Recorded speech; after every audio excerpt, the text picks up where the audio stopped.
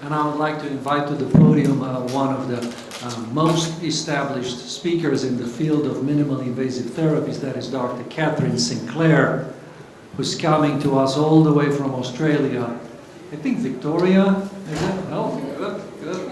And she is a head and neck surgeon, but she has spent a lot of time in the thyroid interventional therapies field, so looking forward to her presentation and the idea of how to select a nodule for success and how to protect vital structures. Catherine? Thank you so much. Thank you. It's a real pleasure to be here, and I just want to send a heartfelt thank you to Professor Valcavi for inviting me, and it's lovely to be back in Italy and able to talk on something that I think we all care a lot about. So, how to select a nodule for success and to protect vital structures. We've had a lot of great talks already on how to select a nodule and what things predict success. So I'm going to speak a little bit about my experience, and then we'll move on to how to protect vital structures. And there's a couple of things I want to present because I think it's a maybe slight variation of doing things from the way perhaps we were all taught to do it, and I'm sure it will raise some questions.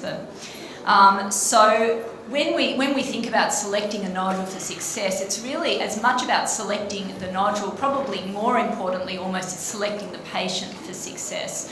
And it's something that I talk about widely is really setting the right expectations of the patient to achieve success. Because if you at the outset can have a patient fully understand what they're going to be involved in, fully understand what the risks are and what the expected outcomes are, then you're much likely to achieve success, however you define that, than if a patient goes in without the correct expectations. So when we think about selecting the right patient, there's obviously numerous factors that go into that, and a number of those have been elaborated on already this morning.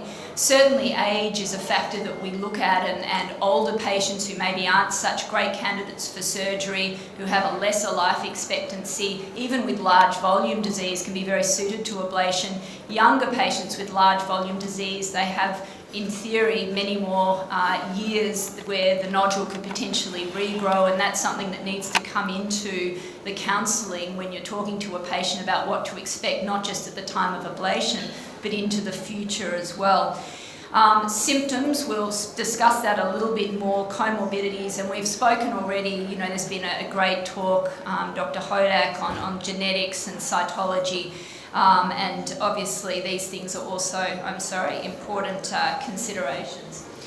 So, the traditional guidelines, compressive nodules with or without cosmetic concerns, and benign cytology, two benign cytologies, but obviously now as we move into the realm of potentially ablating atypical indeterminate nodules in addition to papillary microcancers, the benign cytology is perhaps only one factor.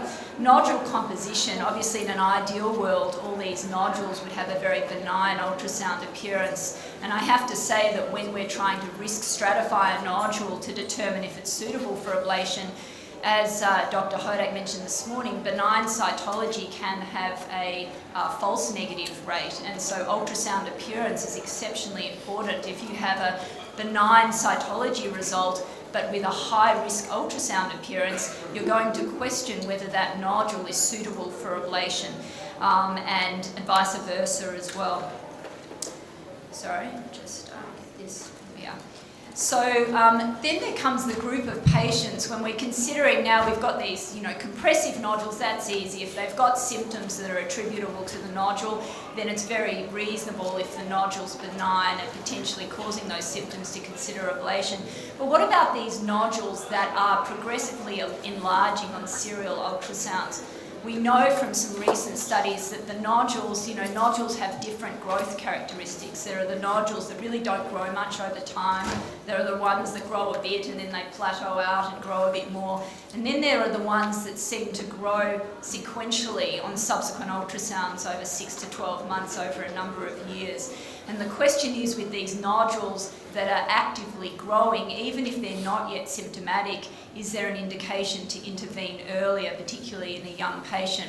The bigger a nodule gets, the more likely a patient is going to need more than one ablation procedure, at least with radiofrequency, to achieve success. So is there perhaps an indication for the progressively enlarging nodule to undergo ablation before it becomes overtly symptomatic? This is, again, an evolving field and something we're still working out. Larger nodules, I mentioned, much higher probability of needing, second and third procedures. In Australia, we're sort of in that place where people have been watching ablation happen in the rest of the world for the last couple of decades and sitting on their nodules waiting for it to come to Australia. So it's uncommon for me to get really low volume disease. The average nodule is, 15 to 20 mils or larger, often much larger. And so it's about sitting the patient down and saying, if you want to do ablation, you're likely going to be looking at more than one session, and that comes with an associated cost, because similar to in the US, we don't have a procedural code for radiofrequency or any ablation for the thyroid, and patients will have to pay out of pocket. So if I'm sitting there and telling a patient, look, I'm not going to be able to cure you with one session, this may take 2 or 3 sessions, and every time it's going to be an out-of-pocket cost, it's a consideration that unfortunately has to come into that decision-making tree. We've heard quite a bit about toxic nodules, hypervascular nodules. The smaller they are, the more likely you're going to achieve that euthyroidism and a good volume reduction. And critical anatomical locations, particularly larger nodules, pretty much all these nodules are but a critical area, either the posterior thyroid capsule, the lateral thyroid capsule with the vagus nerve, sympathetic ganglion. These critical anatomic locations, we know that you can't necessarily deliver the same energy to these areas as you would to the middle of the nodule, or you're going to knock out critical structures. So this also comes into the counselling process and patient and disease selection process.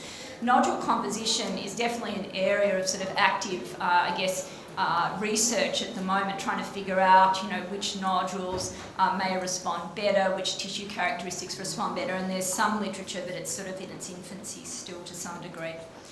And again, just because we can ablate doesn't always mean we should. And I think as practitioners, it's our responsibility to have an understanding of all of the options available, be it observation, be it ablation, be it surgery, and to try and give the patient a very balanced view of what's out there so that they can make their own decision.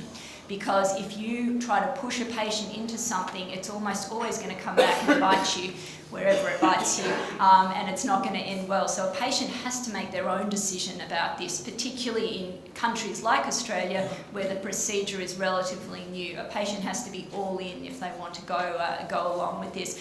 So when I'm talking to a patient about ablation, when we're trying to select nodules that would be good for ablation, really the clincher when I talk to patients, yes, there's lots of potential benefits of ablation, yes, there's lots of potential benefits of surgery, but the big one is surgery will get rid of the nodule. Ablation, there's a possibility of regrowth, and that possibility depends on numerous factors, including baseline volume. But the flip side is that ablation most likely will preserve your hormone levels, even if you're ablating a nodule in a patient who's had a prior thyroid lobectomy. Most patients are going to preserve their hormone levels and not need tablets after, whereas with surgery and a lobectomy, taking out half the thyroid or a bit under half, there's about a 30% chance that they may need to be on thyroid hormone subsequently. So when I talk to patients, if you simplify the discussion, it's regrowth versus hormone, and that's really, provided a patient is eligible for the procedure, obviously. And that's really, it's the balance scale kind of working out what's what. So the American Thyroid Association statement is almost ready to come out. This is a table from that. I bring it up because when we're discussing which patients and nodules to select for ablation, we also need to know which ones not to select for ablation. And I'm just going to go through a couple of these points that I've highlighted here. I must say, this table probably in this statement generated the most conflict of any part of the statement, and the one part that did was this cytologically indeterminate nodule box, which we ended up putting as a relative contraindication. But again, this is an evolving field. My opinion, mutationally negative nodules is that perhaps Bethesda 3 nodules that are small enough and have a relatively benign ultrasound appearance can probably be safely ablated. Bethesda 4 I'm not such a proponent for. But let's go through a couple of the other situations. This talk is not about indeterminate nodules. So multinodular disease, it's lovely if you get the patient with a single isolated nodule. Fantastic. That makes my day when that happens. But more commonly than not, that's not what happens. You have patients coming in with multiple nodules, bilateral lobes. And there's a few questions you need to ask. Firstly, what symptoms does the patient have? Because a lot of the times the symptoms patients attribute to their nodules are not necessarily coming from the nodules. And so I think it's a very important point when you're trying to select a nodule or a patient for success is to work out, are the symptoms that the patient's complaining of, are they potentially attributable to the nodule, or is it really not conducive? And that may be dysphagia.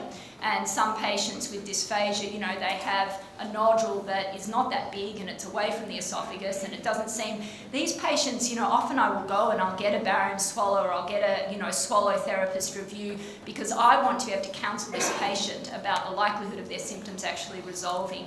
The same with respiratory difficulties, seeing respiratory physicians getting lung function tests, particularly in patients with a history of asthma or obstructive airways disease, and similarly with hoarseness, which we'll speak about in a moment. So with multinodular disease, I think you can, ablate multiple nodules in one setting. If you're ablating bilateral nodules, you need to be very careful that you make sure you've not caused a vocal fold injury, a nerve injury with the first side, because you do not want to end up in the situation of a bilateral cord palsy, something that should be preventable these days in surgery and also ablation. The thing that I've found is really the clincher with multinodular disease is patient tolerance, because if they have large bilateral nodules, you're going to run into the situation where you can't use any more local anaesthetic because you've reached the toxic dose. The patient's going to be squirming because they're starting to get uncomfortable. And that's really, for me, been the limiting point. And even if the patient's been gung-ho at the beginning, I want to do all the nodules I've got. After about an hour or 45 minutes of ablation, they're like, okay, I think it's probably time, let's stop here. So I think sometimes patients guide you during the procedure. Cost and staging multinodular disease is a good option in my opinion, partly because of tolerance, partly because it's also very tiring doing multiple nodules. The electrode gets blunt, it gets harder and harder to treat. So staging by a number of months side to side is a good idea. And again, just trying to work out which nodules are most likely to be causing the symptoms, which nodules are incidental and don't need any treatment, and treating the ones that are most likely to cause symptoms is important. And then I put this combined surgical ablation procedure. This is something I'm doing more and more of. People come in with really large bilateral disease, but one side is way bigger than the other. On one side, they have a massive, like this person, massive isthmus mass, benign on biopsy, but, and it's, you think, shouldn't they just have that out surgically, and then we can ablate the nodules that are more feasible to ablate on the other side.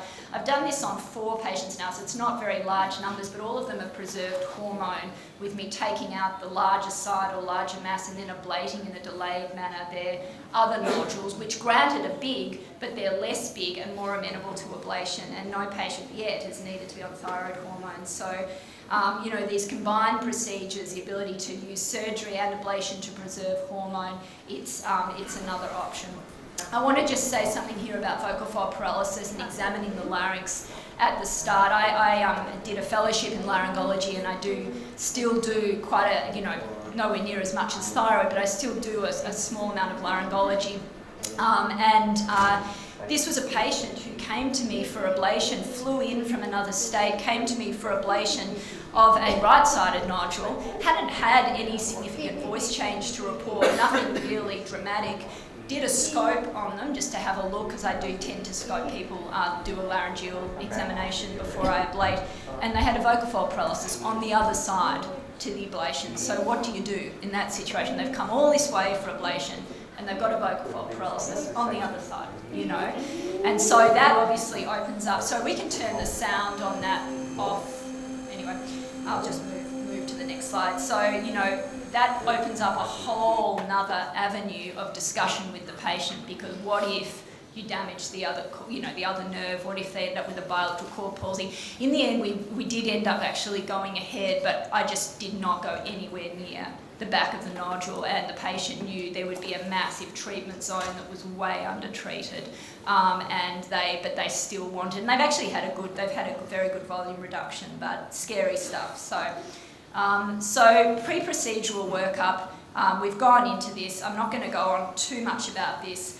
We just have to remember there is a diffusion distance from the tip of the needle. You need to keep it back from these danger areas. Hydrodissection is useful, as has been mentioned. I'm a big proponent of doing these procedures under local anaesthesia, not under general anaesthesia or sedation. I have had a tracheal complication. I think Dr. Hodak is going to maybe speak on that a bit more tomorrow, but that was in a series of patients that we did under general anaesthesia with nerve monitoring early on, and a patient actually ended up having a tracheal injury, probably because they couldn't feel the heat that was being transmitted to that area as they were under a general anaesthetic. So moving shot technique, transismic approach, I'm not going to go on to too much about that. Nerve monitoring we use in thyroid surgery, and it's definitely the way that we do thyroid surgery now, is to monitor these nerves. And there's been a couple of studies, looking at nerve monitoring during ablation.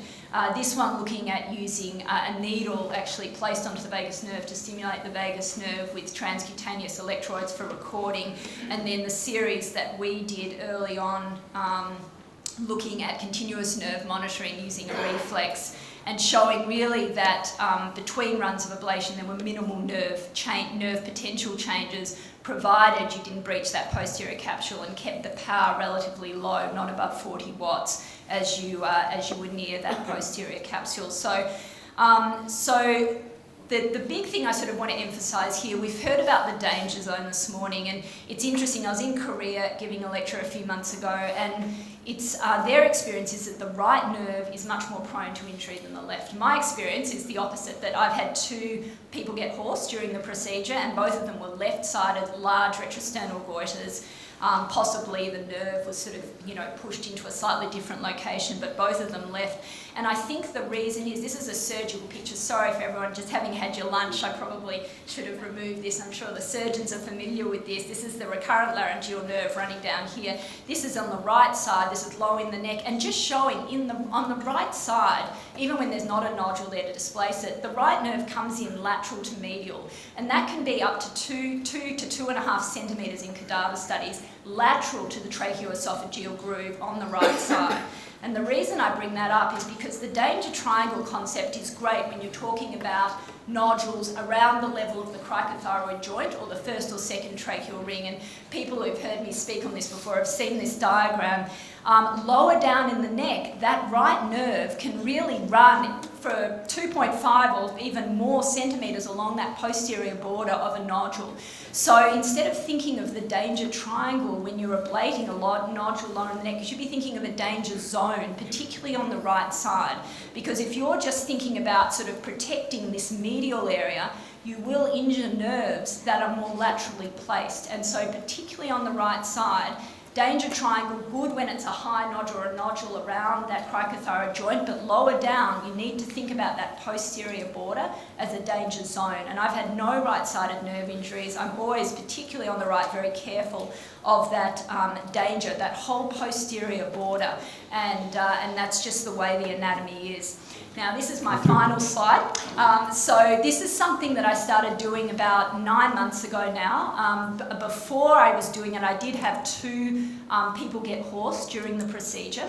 And I would put it to you that we're very lucky in some ways that the symptom or the sign of a nerve injury is voice change.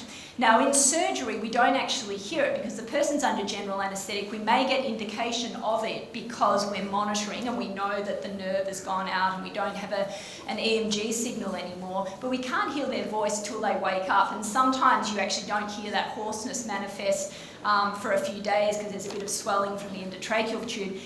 At the time of ablation, both of my patients, and definitely anecdotally speaking to a number of you and other colleagues, patients' voices, when the nerve's out, you can hear it happen in real time. Like, you can hear their voice will change immediately, basically. You will hear it go from normal to not. The voice, when we raise the pitch of our voice, the larynx does move. So that teaching that, don't have patients talk while you're ablating, don't have them, do anything. Yes, that's true if patients are kind of varying the pitch of their voice and speaking with conversation like I am now. If a patient speaks in a monotonal voice, basically you can very easily do an ablation. This is, sorry, I'll just see if I can get this to play. Sorry. So this is a patient speaking, counting to 10, monotonal voice, larynx on the left side of the screen, thyroid. There is minimal movement of the ultrasound image if the patient speaks in a monotonal voice because they are not activating the external branch of the superior laryngeal nerve. They are not moving their strap muscles. The larynx remains relatively stable, as does the thyroid bed. So all of my patients now, I have them count to 10 in a monotonal voice. When I'm ablating in that posterior danger zone, they count in real time. I call it continuous auditory voice assessment. It is safe. I've had one patient who just could not speak in a monotonal voice and had to vary her pitch inflections. If you can come to absolutely, finishing now. And I could not do it on her, but all other 80, 90 patients have been possible to do. So I bring it to you that this is not a bad way to monitor voice continuously when you're ablating in critical areas. And I'm going to leave it there and you can read the summary. I thank you all for your attention and I think questions maybe at the end. So Thank you, Catherine.